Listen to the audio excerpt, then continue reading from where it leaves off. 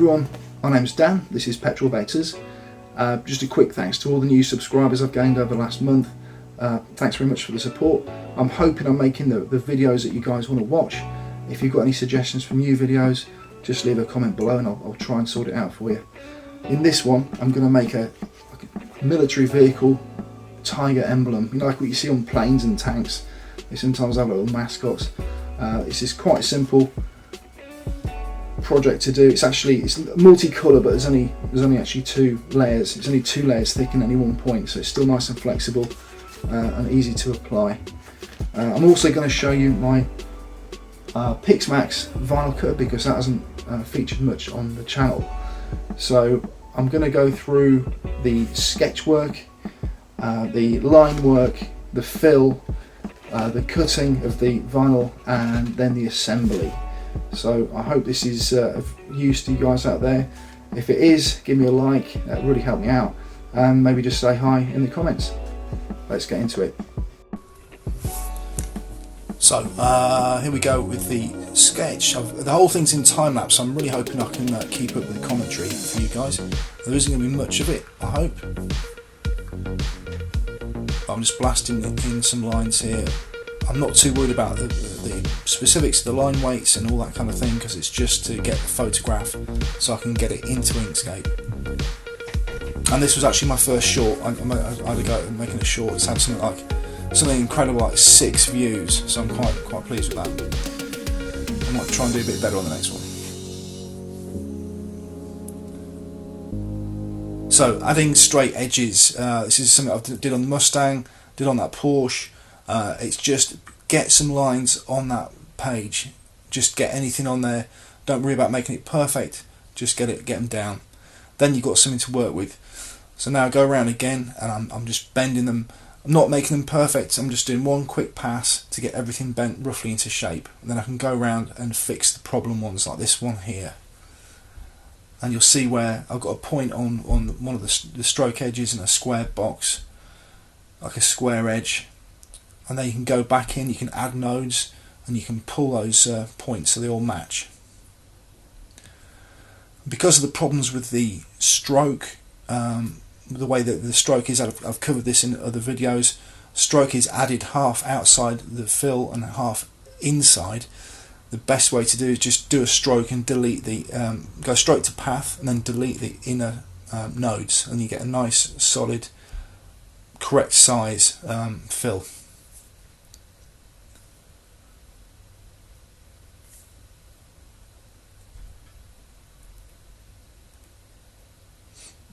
Now, because I want to leave a black outline, I've had to sort of come inside the edge of the fill that I've just done.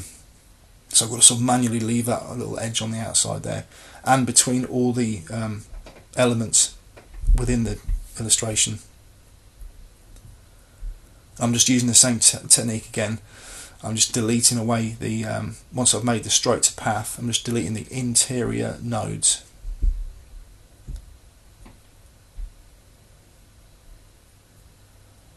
I'll probably do this for 6 months and then find a much better way of doing it, but for now this is working really well.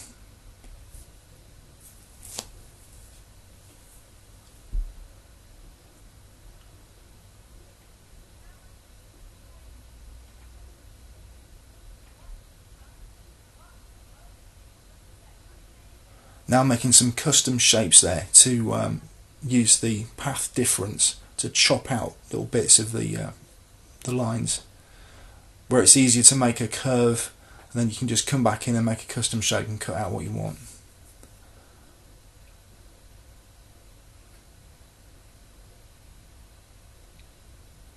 A little earlobe is a bit too small. I was worried it wouldn't cut properly, so I just enlarged it a little bit. I didn't quite have the right green in stock of the vinyl, so the green's a little off, but it's okay, it's worked out alright. And there I just hit Alt and number 6 to hit X-ray mode, because I've lost a line. I couldn't pick the line up, it vanished. But if you hit Alt and 6, it will give you X-ray mode, and you can see through your illustration. You can see all the lines, paths. Sorry. Right, so that's the finished illustration sent to the cutter. It'll break down all the colours for me, so it'll initially show you the whole illustration. I've just clicked on white and it's highlighted all the white, and now I'm just prepping up my vinyl for the cutting.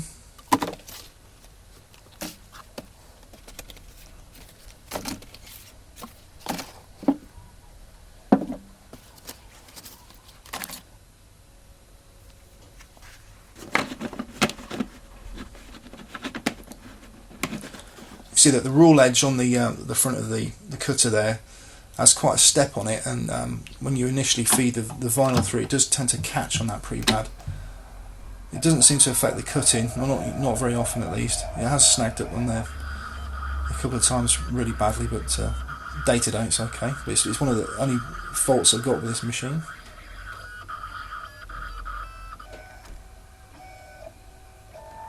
I've had the PixMax since 2018, and I've had no problems at all with it. It's been pretty good, very good actually.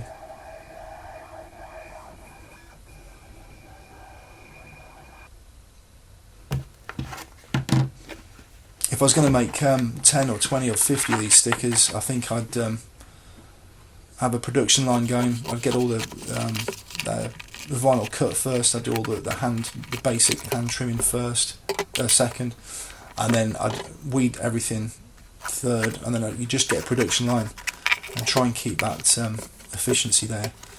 Making one sticker like this is quite a lot of waste, but it's okay for the video. I can stand a little bit of vinyl in the bin for you lot.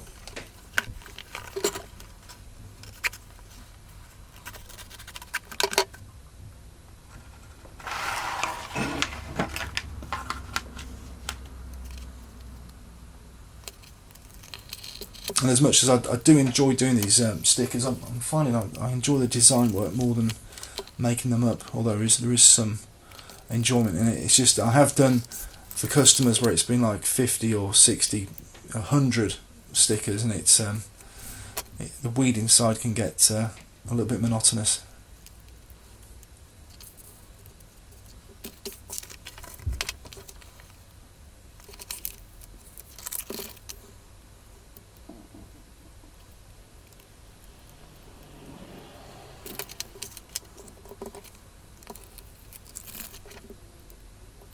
And the little green beret that's just gone past there is actually a badge on that beret, and I didn't weed it. I didn't spot it until I finished the sticker.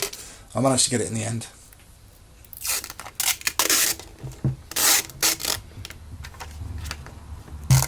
And obviously the more colours you use, the more labour intensive it's going to become.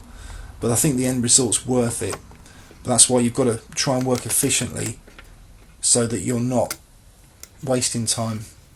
You can add like half an hour onto a job just by working inefficiently, and you can burn yourself out pretty easily, especially if it's not a very nice sticker. And what I mean by not nice, I mean like this is okay because it's all chunky bits apart from the highlight on the nose and the eye. It's all fairly easy to work with. If you get something that's very thin and has to be incredibly precise, it can get a bit much. But do you want the job or not? You know.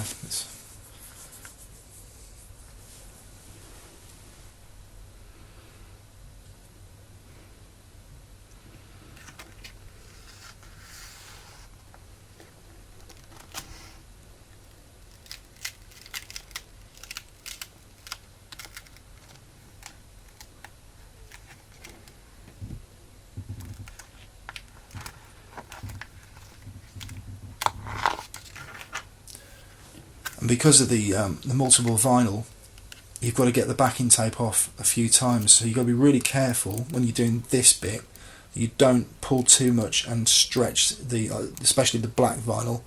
That's like the most vulnerable bit of this sticker now, because I'm gonna have to pull off quite a few different sheets of transfer tape.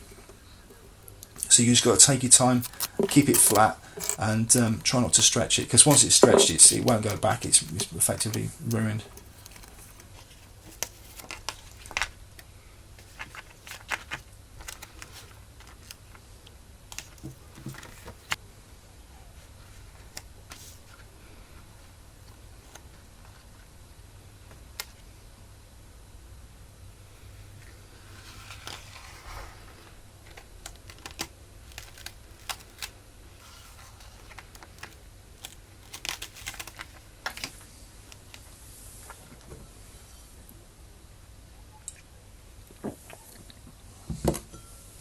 So we're just adding the last feature on there now.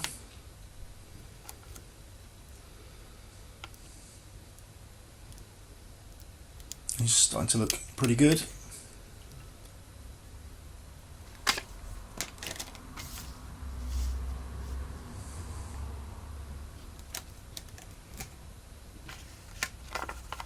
Cool.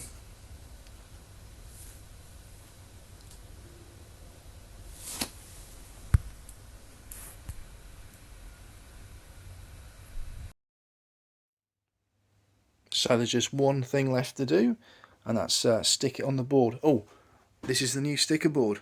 I'll put the channel logo top and center there. I'm going to try and fill this with all the little projects we do. So let's get this guy stuck on. If I can do this one-handed, it'll be just a testament of how easy this is to do. I reckon we stick him in the top corner there.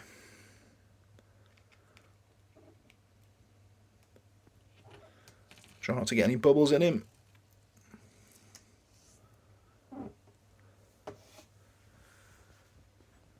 That's it. If you've lasted with me this long, thanks very much for watching. Hit that like button, and I'll see you in the next one. Thanks very much.